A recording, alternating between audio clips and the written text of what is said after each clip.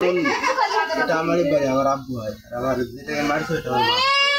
আচ্ছা, কি বিষয় বলেন তো, ঘটনার সূত্রপাত কি নিয়ে?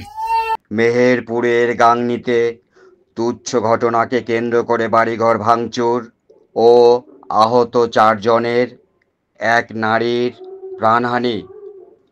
নিজস্ব প্রতিবেদন। মেহেরপুরের গাংনীতে তুচ্ছ ঘটনাকে কেন্দ্র করে বাড়িঘর ভাঙচুর করা হয়েছে এবং চাইনিজ কুড়াল ও দেশীয় অস্ত্র দিয়ে আঘাত করে 4 জনকে আহত করা হয়েছে। 27 ফেব্রুয়ারি বৃহস্পতিবার রাতে গাংনী উপজেলার কাজীপুর ইউনিয়নের বেদবাড়িয়ার পূর্ব পাড়াতে এই সন্ধ্যার পরে আবার ওরা রাত্রে আক্রমণ করছে আমাদের বাসায়। পরবর্তীতে সবাইকে মাইরে গেছে। আক্রমণ করছিল কারা? আক্রমণ করছিল আমি দেখছি, আমার বড় শহর ছিল, মাইদি শহর ছিল। নাম বলেন। শকত ছিল, দুলাল ছিল, তার ছেলে রাজু ছিল, হৃদয় ছিল, আর মারফত ছিল, রাব্বি ছিল, তারপরে আপনার আসাদ ছিল, আসাদের ভাই হাসমত ছিল, লালন ছিল, ওনাকে কথা বলতে দেন। লালন ছিল, হাসমত ছিল, সালাম ছিল। আপনি যখন মারে তখন ছিলেন? জি আমি ছিলাম। কি দিয়ে মেরেছে? ওরা মারছে আপনার মেলা কিছু না, হাসি না আসছিল, বাস না আসছিল, তারপরে ফসকা আনছিল। মেরেছে কাকে? মারছে আমার আম্মু, আমার আম্মুকে মারছে, আমার আব্বুকে মারছে, আমার বড় ভাইকে, আমাকে। আপনি আহত হয়েছেন কোথাও ক্ষত কিংবা? না, কোথাও আমার কোথাও ক্ষত হয়নি। আমার আব্বুর হয়েছে পিঠে আইসুদি কম মারছে। কোথায় আপনার আব্বু? আমার আব্বু গাঙ্গিতে গেছে হাসপাতালে। জি। কি নাম আপনার আব্বু? রোশে।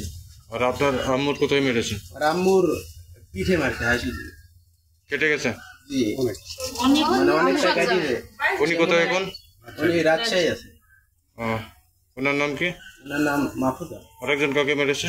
একজন আমার আব্বুকে মারছে, ওটা হচ্ছে আমার আব্বু। উনি কোথায়? বড় ভাইকে মারছে, রাসেল। ওনার কোথায় লেগেছে? ওনার কোথাও ক্ষত হয়নি, তবে ওনাকে মারছে। সাইফুল ইসলাম। বিষয়টা হয়েছে আপনার এরা পারিবারিক বিষয় নিয়ে এক কথা দু কথায় একটা গ্যাঞ্জাম হওয়ার পরে ওরা ধরেন অনেক লোকজন নিয়ে এসে আক্রমণ করেছে। সন্ধ্যার পরে বিকালবেলা একটা গ্যাঞ্জাম হওয়ার পরে, গ্যাঞ্জামটা মীমাংসা হওয়ার পরে, সামাজিক পর্যায়ে এটা মীমাংসা হওয়ার পরে সন্ধ্যার বেলায় আবার আক্রমণ করেছে। করার পরে ধরেন এখানে এই অবস্থা। ওদের কি হয়তো দেখতে আসছিল রাস্তা দিকে বিষয়টা। কোথাকার পুলিশ এসেছিল গতকালকে? যত সম্ভাবনা রামনগরে ওরা ডিউটি অবস্থা ছিল, এখান থেকে ক্যাম্পের পুলিশ। ক্যাম্পের পুলিশ। এই বিষয়ে মামলা কিংবা কোনো অভিযোগ হয়েছে কিনা?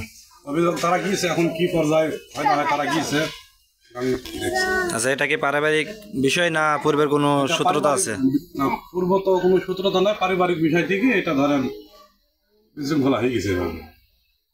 স্থানীয় লোকজন বাধা দেয়নি সেই সময়? কেউ স্থানীয় লোকজন সেই সময় ধরেন হঠাৎ করে তারা কিভাবে আইসি পরিকল্পনা হবে না কিভাবে আইসি এভাবে গ্যাঞ্জামটা করেছে। ঘটনাটি ঘটে।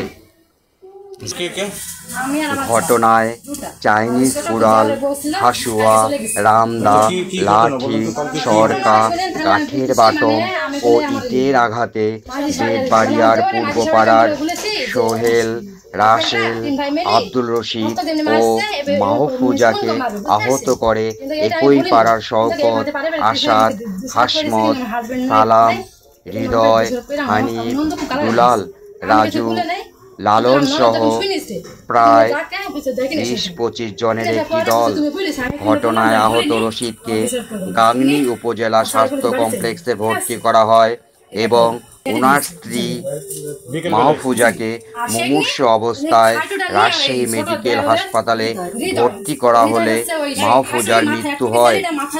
এই ব্যাপারে গত 28 ফেব্রুয়ারি গাংনী থানায় লিখিত অভিযোগ করা হয়েছে। জানব বিস্তারিত আহত পরিবারের সদস্যদের কাছ থেকে। তবে বাদী পক্ষ কথা বলতে রাজি হয়নি। তিনজন মারিছে, আচ্ছা, তারপরে হানিফ আর হৃদয় বুকসানি মারার পরে এখানে একটা বাড়িতে মারছে, কিন্তু ফাটে নাই, কিন্তু ক্ষত হয়ে আসছে। আপনি দেখেছেন? আমি দেখেছি। আপনার নাম? আমার নাম হেলেনা। আপনার স্বামী শাকিল। কোথায় আছেন?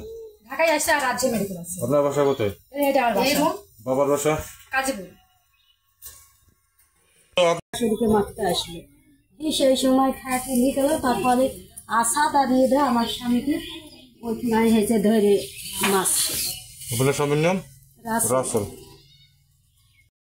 ওর বেটার বয়সে বলছে আপনার নাম কি? রেবেকা আপনার স্বামীর নাম? দুলাল, কার বেটার বুঝিয়ে গেলেন নাকি? ওই রশিদের বেটার বোন। শোনেন, তার আমি মানে প্রায় থেকে ঘটনাটা আপনাদের বলবো। মেয়ে? যে আমাদের মেয়ে হ্যাঁ। হইলো, ধরেন ওর একটা মেয়ে, রশিদের একটা মেয়ে বামন্দি বিয়ে হয়েছে। কালকের ঘটনাটা বলুন। না, রশিদের একটা মেয়ে বামন্দি বিয়ে হয়েছে।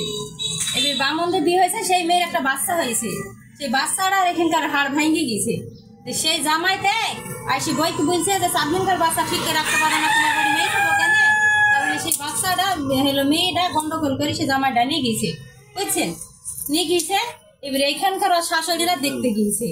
আর আমার দেখেন এখানে একটা মেয়েটা বসছিল, সে আবার ঠাট্টা করছে, তোরা তো দেখতে যাচ্ছি, তোমার তোকে শুনো নব করবি নি, তাই বললো। বলছে পরে করবি নি, এই বলে ঠাট্টা করলো। কইরি ধরেন ওরা গিয়েছে, সেই জামাইটা বলে মান অপমান করছে, মান অপমান করছে। এবার ওরা আইসি বাড়িতে সব বুলি বেড়াইছে, ওর শাশুড়িরা বুলি বেড়াইছে, আর হইলো ওর শাশুড়ি বেটার বুড়া। এবার আমি ঝাড়তলায় সই চড়াইছি, ওর বেটার আমাকে বলছে যে হইলো ওর আবার বড় জামাইয়ের নাম মস্ত, ওর বড় জামাই চালাইতো, তার নাকি ওরা 3 ভাই মারিছে, রাসেল, শাকেল, সোহেল মারছে।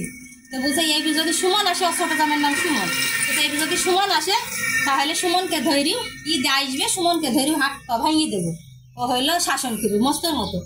ধরেন এই কথাটা আমি শুনেছি, শুনে এই মদিনা বিটিকে আমি বলছি, ও বিটি তুমি যা বললে তাই তো হইলো, যে হইলো তোমার চাষিদের তো মান অপমানি করেছে।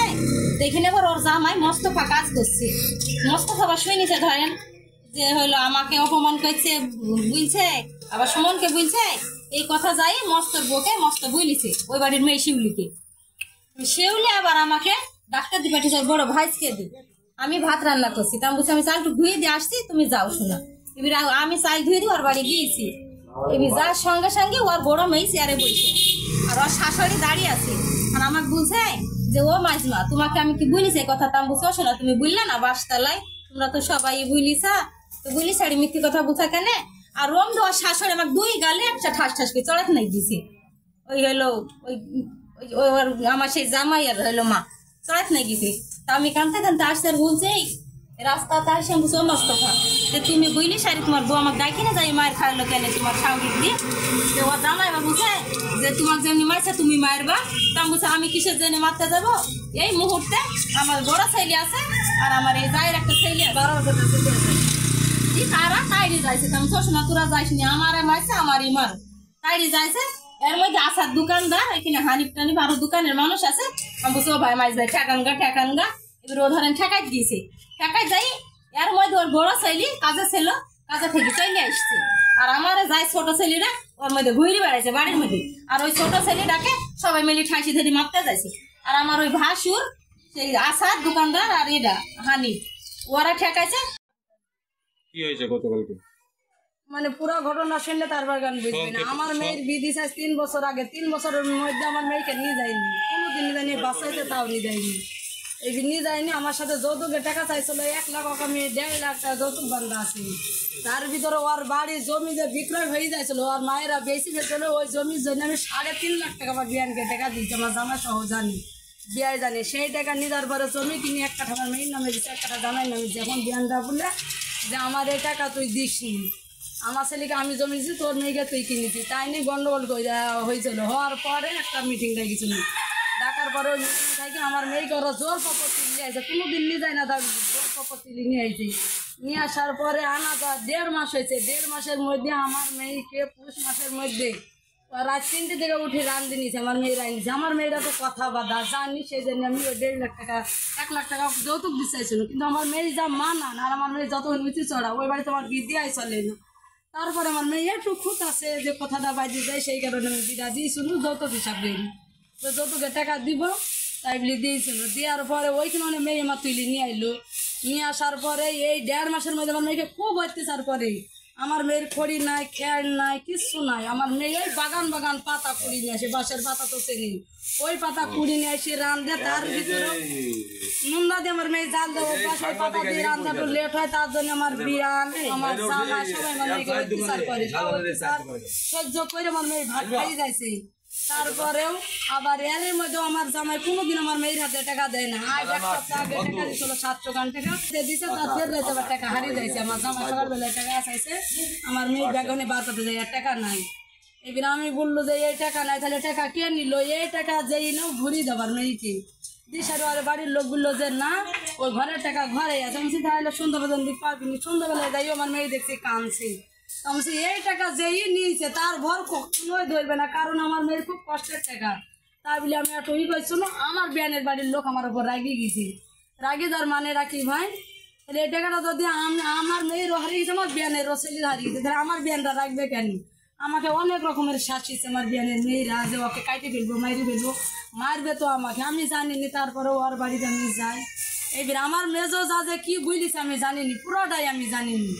এবার মেজো যা ওর জামাইকে বলে কি বুঝলিছে, তার কারণে কাহিনী আমি বলবো, তোর কাহিনী কি বল না, মানে এখন কি যা ঘটনা, আমার মেজো যাকে কি বুঝিনি আমি বাড়ি